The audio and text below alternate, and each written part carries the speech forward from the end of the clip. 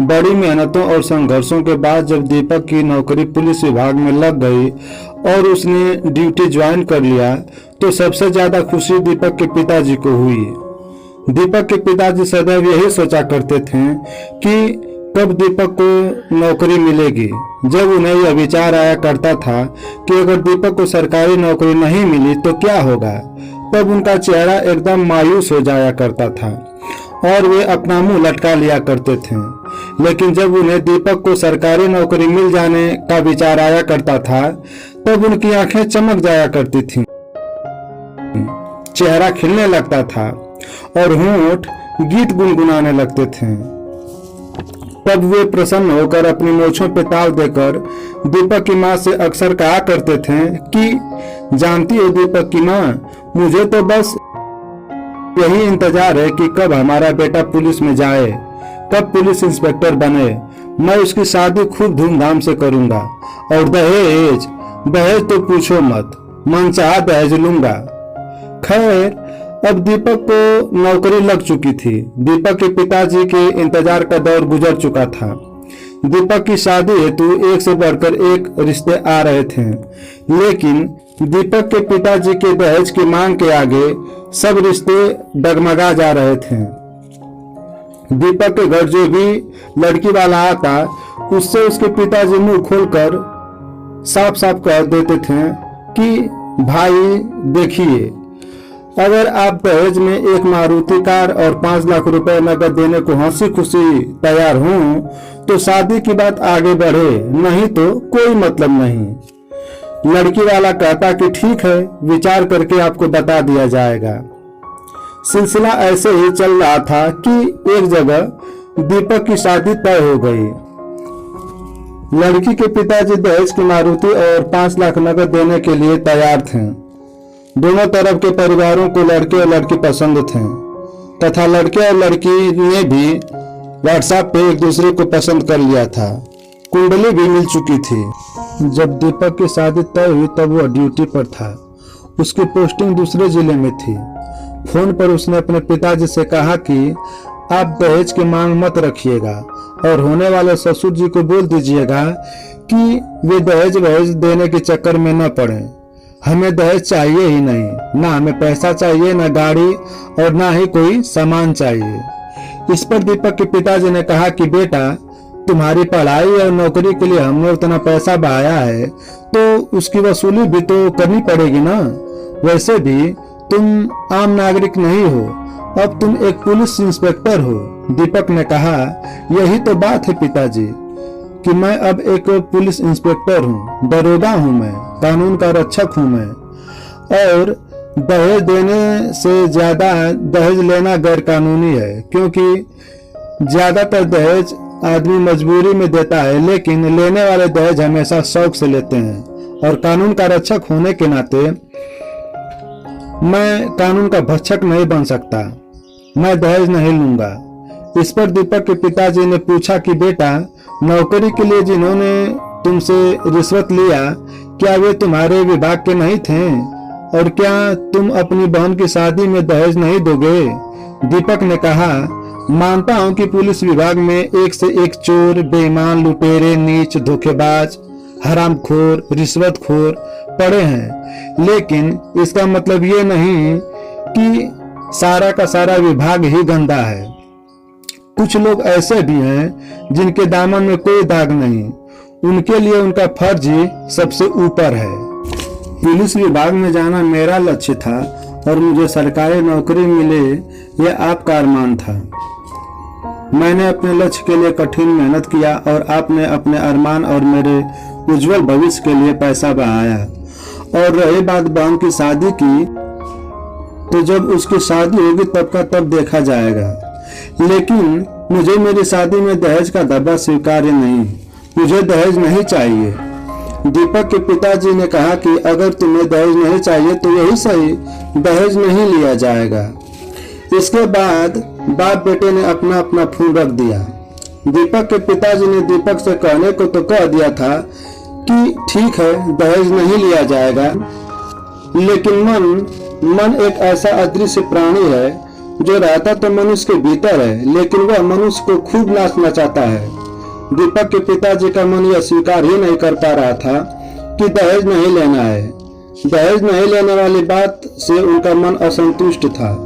दीपक के पिताजी को ऐसा लग रहा था जैसे कि दहेज नहीं लिया गया तो सारे किए धरे पे पानी फिर जाएगा। दीपक का सरकारी नौकरी पाना निरर्थक हो जाएगा। दीपक की पढ़ाई और उसकी नौकरी के लिए पैसे बहाना व्यर्थ चला जाएगा। और तो और इतने दिनों तक मैंने दीपक की सरकारी नौकरी और उसकी शादी का इंतजार किया है, उसका क्या? नहीं नहीं, उन्होंने अपने आप से कहा, मैं ऐसा नहीं होने दूंगा। दहेज तो मैं लेकर ही रहूंगा, चाहे इसके लिए दहेज वाली बात मुझे दीपक से छिपानी ही क्यों न पड़े। उन्होंने अपने होने वाले समधी से कह दिया कि दहेज वाली बात दीपक को किसी भी सूरत में पता नहीं चलनी चाहिए। अगर ऐसा हुआ तो हमारे और आपके व्यवहार में दरार पड़ जाएगी। इस पर होने वाले समधी जी ने कहा कि भाई साहब, आप निश्चिंत रहिए, मेरे और मेरे परिवार की तरफ से दीपक को दहेज के संबंध में कुछ पता नहीं चलेगा। दीपक के पिताजी ने अपने घर वालों को भी दीपक से दहेज वाली बात गोपनीय रखने को कह दिया था। साथ ही साथ उन्होंने अपने मोहल्ले और रिश्तेदारियों में भी कहवा दिया था कि हम लोग दहेज नहीं लेंगे, क्योंकि वे जानते थे कि मोहल्ले और रिश्तेदारियों में दहेज लेने वाली बात फैली तो किसी न किसी शख्स से दीपक को दहेज वाली बात पता चल ही जाएगी। धीरे धीरे विवाह का समय निकट आ गया। दीपक घर आ चुका था। तिलकोत्सव की रात थी। भीड़ भाड़ थी, शोरगुल था, दृश्य चकाचौंध था। दीपक के पिताजी ने दीपक के होने वाले ससुर जी को शाम को ही समझा दिया था कि आप दहेज की रकम और मारुति कार की चाबी कैसे देंगे। तिलक की सारी रस्म पूरी होने के बाद होने वाले ससुर जी ने दीपक से कहा, दामाद जी, आपके कहे अनुसार मैंने दहेज वगैरह तो नहीं दिया, लेकिन यह सूटकेस दे रहा हूँ। यह रस्म हम लोगों की तरफ बहुत जरूरी होती है। इस सूटकेस में आपके लिए कुछ कपड़े हैं, आप मना मत कीजिएगा। दीपक बोला, जी ठीक है। दीपक ने ज्यों ही सूटकेस पकड़ने के लिए अपना हाथ बढ़ाया, त्यों ही उसके पिताजी फट से हाथ बढ़ाकर दोनों हाथों से सूटकेस पकड़ लिए और नाटकीय हंसी हंसते हुए बोले, अरे समधी जी, एक एक रस्में पड़ी हैं, चलिए कोई बात नहीं। अपने पिता और होने वाले ससुर जी के हाव भाव और चेहरों की रंगत देख दीपक को कुछ शक सा हुआ। उसने तुरंत अपने पिता के हाथों से सूटकेस छीन लिया। सूटकेस खोलने पर कपड़ों के बीचों बीच रुपयों की गड्डियां और चाबी देख वह गुस्से से भरकर बोला, मैं अब आप दोनों को गिरफ्तार करूंगा। आप दोनों ने मेरे मना करने के बावजूद भी दहेज लेने और देने का अपराध किया है। इसकी सजा आप दोनों को भुगतनी ही पड़ेगी। होने वाले ससुर जी बोले, दामाद जी, मैंने जो भी किया मजबूरी में किया, आपके पिताजी को संतुष्ट करने के लिए उनके कहने पे किया और अपनी बेटी की शादी और भविष्य के लिए किया। दीपक ने कहा, जिस घर में दहेज और धन के लोभी लोग हों, वहां किसी की बहन बेटी का भविष्य सुरक्षित नहीं हो सकता। लोभ और स्वार्थ एक न एक दिन अपना प्रभाव दिखा ही देता है।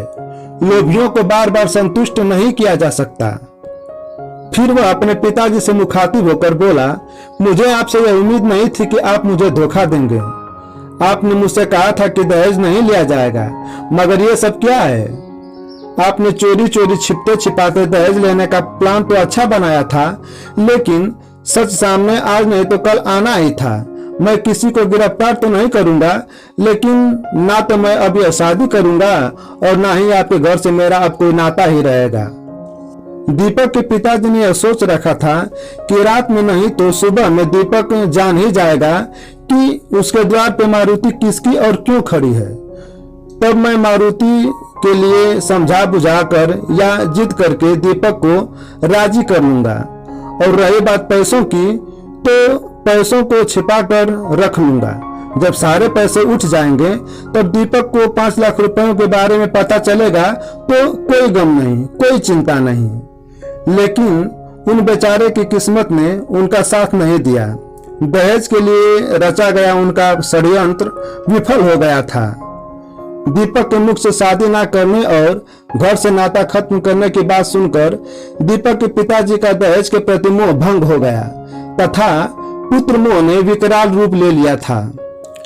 उन्होंने झट से सूटकेस उठाया और होने वाले समधी जी के हाथों में सूटकेस थमाते हुए बोल पड़े, भाई साहब, आप ये सूटकेस, कपड़े, मारुति कार की चाबी और रकम सब रखिए। मुझे दहेज नहीं, मुझे मेरा बेटा चाहिए, उसकी खुशी चाहिए। दहेज के लिए आप पे दबाव बनाया, उसके लिए मुझे माफ कर दीजिए। तत्पश्चात उन्होंने दीपक से कहा, अपने बाप की आखिरी गलती समझकर अपने बाप को माफ कर दो बेटा। मैं अब कभी भी वैसा काम नहीं करूंगा जिससे तुम्हारे दामन में कोई दाग लगे।